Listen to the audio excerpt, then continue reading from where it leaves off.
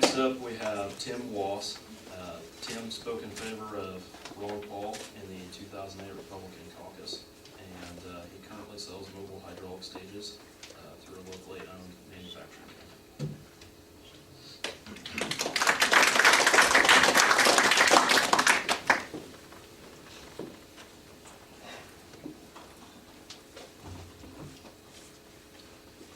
Very good speech. That was really inspiring. Thank you. I didn't go to war myself, but I wouldn't send anybody to a war I wouldn't be willing to fight myself. And the reason I found out about Ron Paul and spoke for him in 2008 was because a lot of my buddies went to the Iraq War, and they told me, you know what, you should really look into this Ron Paul guy, because the Republicans, we lost the elections in 2006 and 2008 because we've lost our way. So we need to fight for the heart and soul of the Republican Party. And I felt very blessed because I lived north of Parsons, grew up on a ranch, kind of felt like one of the Cartwright brothers from the Bonanza TV show, if you've ever seen that, like the Ponderosa. And I really learned my morals that way as a Christian by not just preaching it, but practicing what you preach as well, and always trying to hold yourself to a higher standard. And I got a master's degree in communication, and just because you can speak well doesn't mean you're saying the right thing if you don't hold up to your principles by your voting record, just like Ron Paul has consistently. He's the most consistent conservative, and people, you know, it really makes me angry whenever I see people say that Ron Paul is not a conservative. Well, let's go back to 1975 and look at what Ronald Reagan, who is considered the greatest conservative president by most of the Republican Party right now, what he said to Reason magazine was that libertarianism is the heart and soul of conservatism. That's coming from Ronald Reagan, because he understood. He went on in that article and said our founding fathers, they were libertarians, and that, you know, if Republicans lived back in those days, they'd be with the founding fathers, while Democrats would be with the Tories in the British Empire, because collectivism, statism, that's larger government. And in the 1980s, we actually had the conservative movement break into two different parties, really. You had the paleo-conservatives that were the old right, that kind of follow what Ron Paul has been speaking about, libertarianism. And then you had neoconservatives that got in there, such as George W. Bush, his family, and what they did is they increased government instead of making it smaller, such as the Department of Education, No Child Left Behind. Ask any K through 12 teacher how they feel about that program. They'll tell you they want to eliminate it, even though it's government.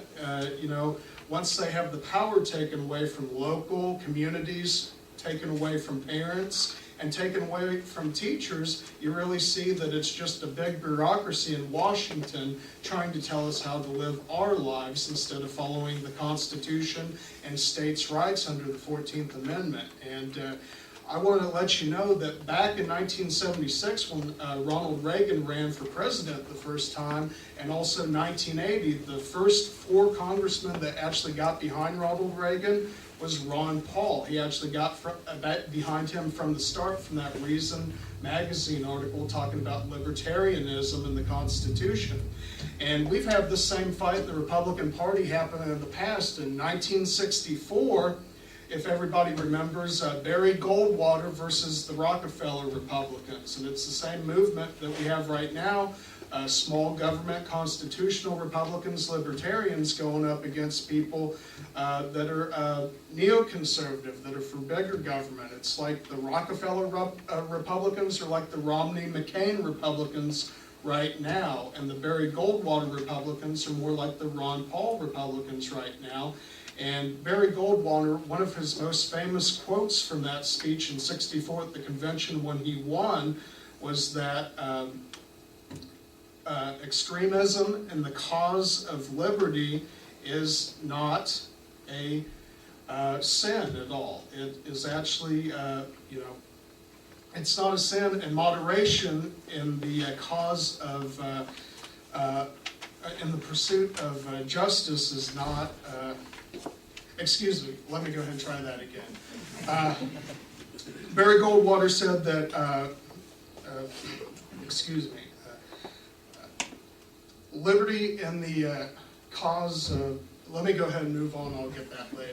See, even though I've taught speech, I'm not usually the best at it when I'm trying to quote something that I forget. So let's get to the issues. The same fight back then that we saw with Barry Goldwater versus the Rockefeller Republicans is the same thing we're facing now with Mitt Romney, McCain Republicans, the neoconservatives. And going back to Barry Goldwater, I'll get it right this time, what he said was that extremism in the cause and defense of liberty is not a vice, and moderation in the pursuit of justice is not a virtue. So you need to make sure that whenever you defend the Constitution, that you're not a crazy Tea Partier, you're not a crazy Ron Paul Republican, you're actually somebody trying to stand up for your principles as a Christian or whatever religion you have.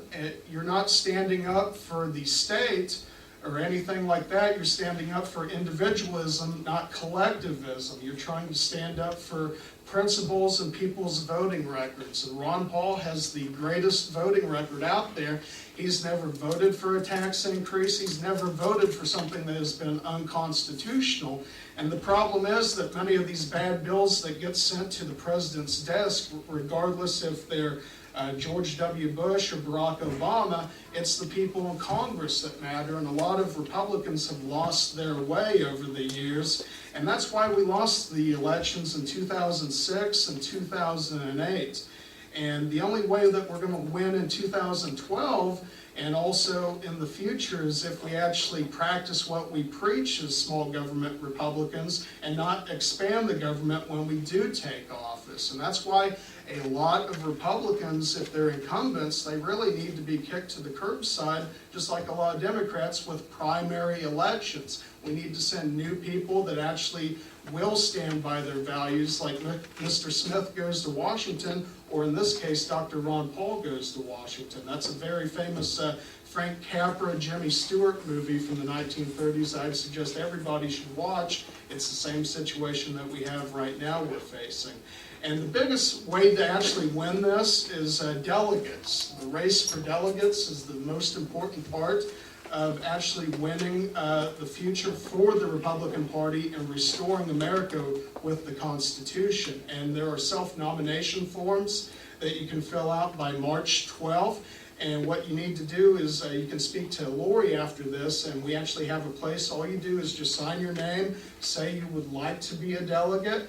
And what you do is, even if you're bound to a candidate, once you go to the convention, if Mitt Romney or any other candidate does not get 1,144 delegates, it's going to be a brokered convention just like 1964. And that means that somebody that is truly conservative like Barry Goldwater or Ron Paul could actually win the convention against a Rockefeller Republican or somebody like Mitt Romney.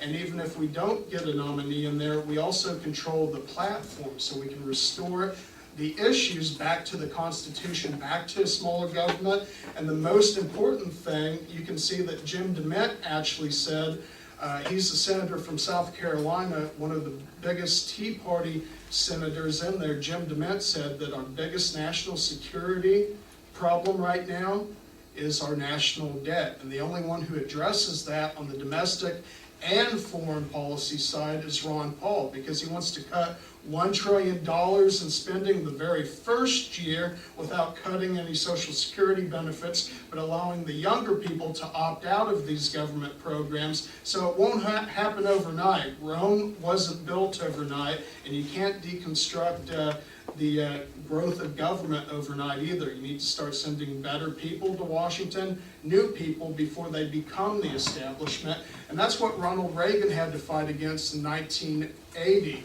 because his own party, they didn't want him to be in there. They didn't want him to become president, and people like Ron Paul stood behind him because they believed in the Reagan Revolution before it became that.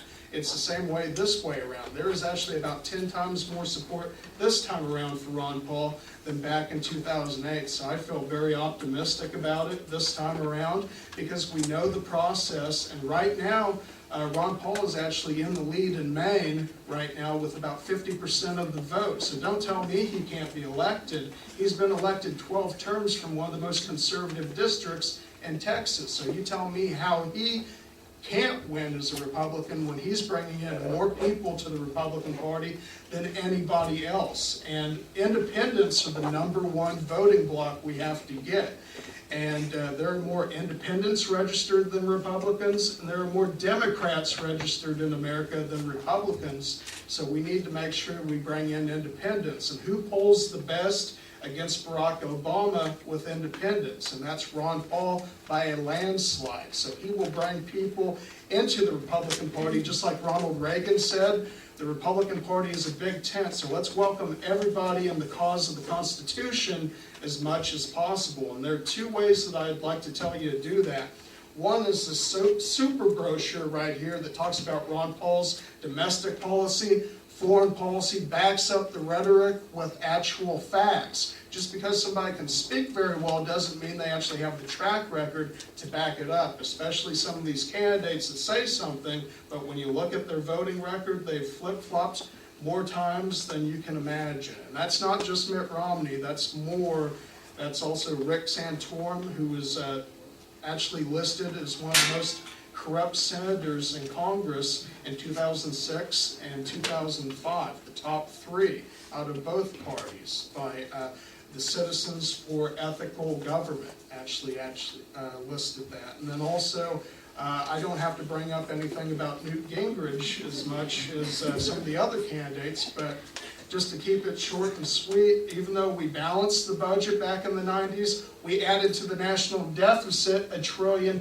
So how is that actually having a balanced budget when Ron Paul says he can do it in 3 years and cut $1 trillion in spending the first year? And remember, we do need to get Congress behind us, but we need a president that would actually have a mandate that stands by the Constitution.